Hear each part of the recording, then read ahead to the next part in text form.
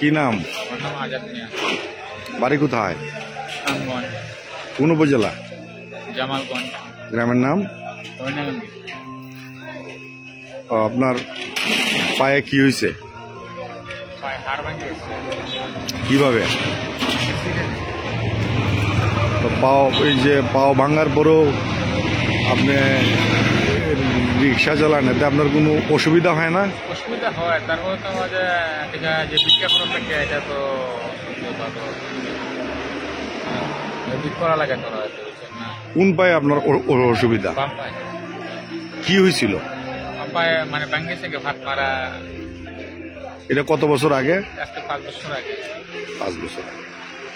চিকিৎসা করার নাই? চিকিৎসা করেছি, অন্ত ফাট ঢুকাই, রোড ঢুকাই। আচ্ছা আচ্ছা। চিকিৎসা হয়েছে। ডাক্তাররা কি বলছে? ডাক্তাররা বলছে যে ফাট আবার খোলা লাগে। আচ্ছা, ডাক্তাররা কি বলছে যে পাতটা খুললে আপনি পুরোপুরি সুস্থ হয়ে যাবেন, মানে আবার আগের মতো হাঁটতে পারবেন? তো এই পাত খোলার জন্য আপনার কত টাকা খরচ হবে? রিক্সা চালান এখানে কত বছর ধরে? 3 বছর। সংসারে মানুষ কতজন? মানুষ আপনার 8 জন। 8 জন। তারা কই থাকে? তারা থাকে নেহারিপাড়া না? আচ্ছা, এই অ্যাক্সিডেন্টের পরে আপনার কত টাকা খরচ হয়েছিল? এই টাকা আপনি কিভাবে ম্যানেজ করলেন? কি বিক্রি করছেন? বাড়ি ঘুরবে দিলাম মানে আমার জায়গাটা বিক্রি দিচ্ছি। আমার ঘর আছে মানে করতে পেরেছে অনেক ঘরে বর্তমান দিচ্ছে সরকারের। আচ্ছা, মানে চিকিৎসা করতে গিয়ে আপনি আপনার শেষ সম্বল ভিটা এটাও বিক্রি করে দিচ্ছেন। তো এখন যদি মানুষজন আপনাকে সাহায্য করে চিকিৎসার জন্য, আপনি কি সেই সাহায্য গ্রহণ করবেন?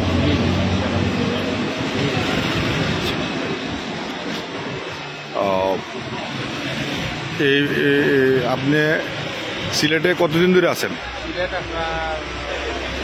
আমার অ্যাক্সিডেন্ট হওয়ার থেকে আপনার আছে 3 বছর। 3 বছর। আর অ্যাক্সিডেন্টটা হয়েছিল কত বছর আগে? 5 বছর আগে। 5 বছর আগে। চিকিৎসা কই করাইছেন? Usmani medical college. আপনার পরিবারের লোকজন কি করে? ছেলে মেয়েরা? ছোট না? তো এই অটো রিক্সা যে চালান সিলেটে, এটা কটা থেকে কটা পর্যন্ত চালান? আমি আপনার যে প্রায় জোহর নামাজ পড়ে 2টা থেকে 2টা পর্যন্ত চালাই। প্রতিদিন কত টাকা আয় হয়? না, আয় বেশি না, মানে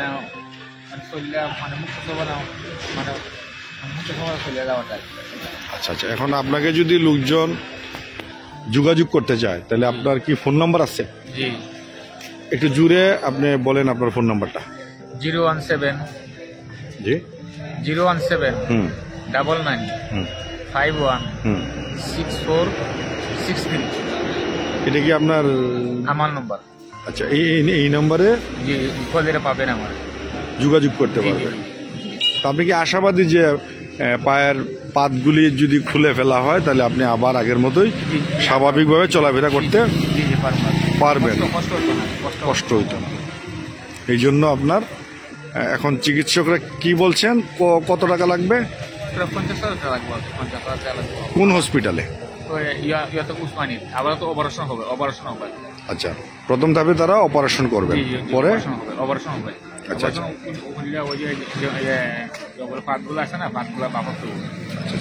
এখন ধরেন যে আপনি দিনের 2টা থেকে, অর্থাৎ জোহরের নামাজের পর থেকে রাত্রে 2 ঘটিকা পর্যন্ত শহরে রিক্সা চালান। এই যে রিক্সাটা চালান, এটা কার? আপনার? কত টাকা ভাড়া? 350 টাকা। 350 টাকা দেওয়া লাগে। এই 350 টাকা ভাড়া দিয়া আপনার পরে কত টাকা আয় থাকে? না, আমার ঘরে প্রায় কোনোদিন 300 টাকা গণি 400 টাকা এলাম। আচ্ছা, ওই যে পা অ্যাক্সিডেন্টের আগে আপনি কি করতেন? অ্যাক্সিডেন্ট আগে আমি মানে কিছুদিন রিক্সা চালাই, পেডেল রিক্সা চালাইছি কিছুদিন। প্যাডেল রিক্সা, এটা আচ্ছা, ওইটা কি প্যাডেল চালিত রিক্সা চালাইতে গিয়েই অ্যাক্সিডেন্ট হয়েছিল? জি জি জি জি জি। একটু বলবেন কি মানে কিভাবে অ্যাক্সিডেন্ট হয়েছিল? জি, মানে ওই যে পেডেল রিক্সা চালাইবার মানে অ্যাক্সিডেন্ট হয়েছে, মানে ওটা গাড়ি না। আচ্ছা আচ্ছা, নেই যে আপনি একটা বাচ্চা দৌড় মারছে মানে পাতারে, হাত দিয়ে করছে আর একটা উল্টে গেছে। অর্থাৎ আপনি বলতে চাচ্ছেন যে একটি শিশু বাচ্চাকে বাঁচাতে গিয়ে আপনি অ্যাক্সিডেন্টের সম্মুখীন হয়েছেন। তো আচ্ছা, সুনামগঞ্জের জামালগঞ্জ উপজেলার কোন ইউনিয়নে আপনার বাড়ি? বেলি ইউনিয়ন। আর সিলেটে যে আপনি কোন পাড়াতে বসবাস করেন? ওখানে গড় ভাড়া কত? গড় ভাড়া আপনার আছে প্রায় 4,500 টাকা। 4,000 টাকা। 4,000 টাকা গড় ভাড়া। ঠিক আছে, ভালো থাকবেন। দেশ বিদেশে থাকা নেটিজেনরা এতক্ষণ শুনছিলেন সিলেট মহানগরীতে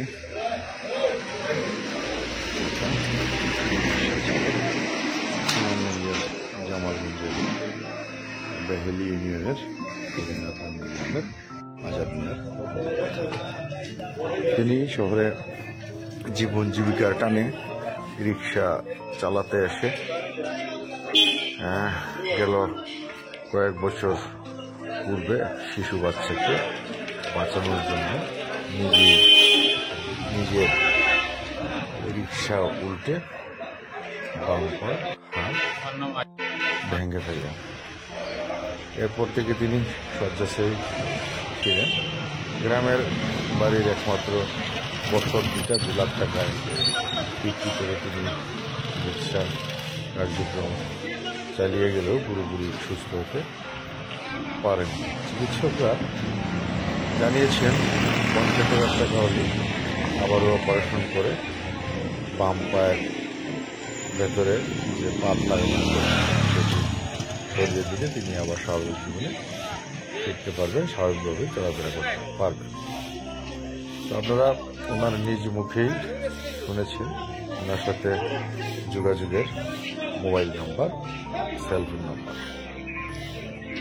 এটি ওনার নিজ মুখে শোনানোর একটি অর্থ হচ্ছে যে আমাদের চারপাশে থাকা কিছু মানুষজনের ব্যাপারে প্রায়ই অভিযোগ উঠে যেসব সুবিধাবঞ্চিত মানুষজনকে পুঁজি করে তাদের দৈন্যদশার চিত্র তুলে ধরে অনেকেই ভিডিও চিত্র ধারণ করেন, তারপর ফেসবুকে অথবা সামাজিক যোগাযোগের মাধ্যমে বাড়ি কোথায় প্রচারের মাধ্যমে আমাদের দান উপজেলা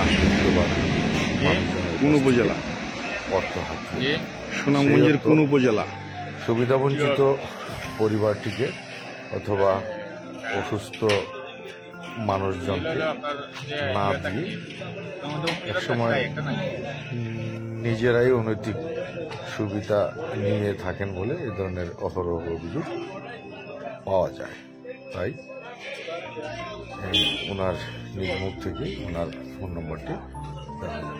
আপনারা যারা সমাজের দানশীল বিত্তবান মানুষজন আছেন তারা যদি চান সরাসরি ওনার সাথে যোগাযোগ করে ওনাকে স্বাদ এবং সাধ্য অনুযায়ী আপনার মানবিক সহায়তাটুকু পৌঁছে দিতে পারেন। তো প্রিয় ভিউয়ার্স, আজ এই পর্যন্তই। আবারও নতুন কোনো ভিডিও নিয়ে আপনাদের সামনে হাজির হব। সেই পর্যন্ত আপনারা সুস্থ থাকবেন, নিরাপদে থাকবেন। পূর্ণভূমি সিলেট থেকে আমি আবারও আপনাদের সহযোগিতা চেয়ে বিদায় নিচ্ছি।